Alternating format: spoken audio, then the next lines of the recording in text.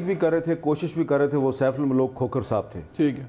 और उनके काफ़ी राब्ते भी थे पीटीआई के लोगों के साथ भी, और कुछ इंडिपेंडेंट्स के साथ भी राब्ते थे। इसमें नो डाउट कि परवेज़ लाई साहब ने इमरान खान साहब से कोई कंसल्टेशन नहीं की। ठीक है, ये बात तो मैं आपको खबर के तौर पे आप कह रहे हैं, अंदाज़ा नहीं।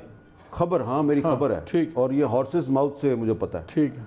इसमें हुआ ये कि ये जब सैफुल मलूक खोखर साहब जो हैं, इन्होंने काम शुरू किया और काफ़ी सारे इन्होंने बंदे तोड़ लिए पीटीआई के, और कुछ इंडिपेंडेंट्स भी तोड़ लिए, तो चौधरी साहब को भी लग रहा था कि अब मेरा कामिल अली आगा जो है उसके भी वोट जो हैं वो हो सकता है इस तरफ चले जाएं, और उनको ये लग रहा था कि कुछ गंद भी पड़ सकता है इसमें।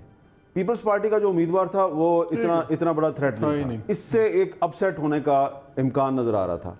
और वो जो इमरान खान साहब ने एक धमकी दी थी ना कि जी अपोजिशन जो है वो ओपन बैलेट पर राज़ी हो जाए, अगर सीक्रेट बैलेट हो गया तो फिर जो है ना इनको बड़ा नुकसान होगा, तो वो उलट हो रहा था उसमें फिर जो परवेज़ लाई साहब हैं उन्होंने कुछ अपने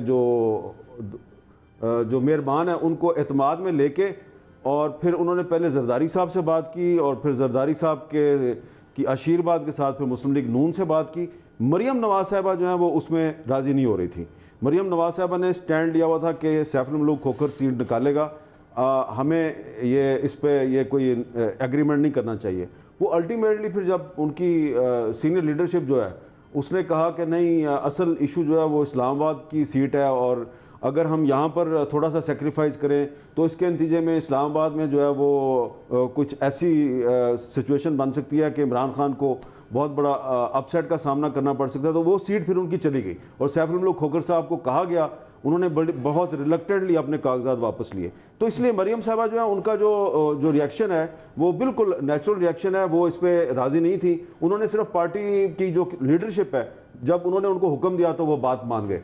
अब इसमें इसका कतई मतलब ये नहीं है कि इस्लामाबाद में कोई अपसेट होने वाला है।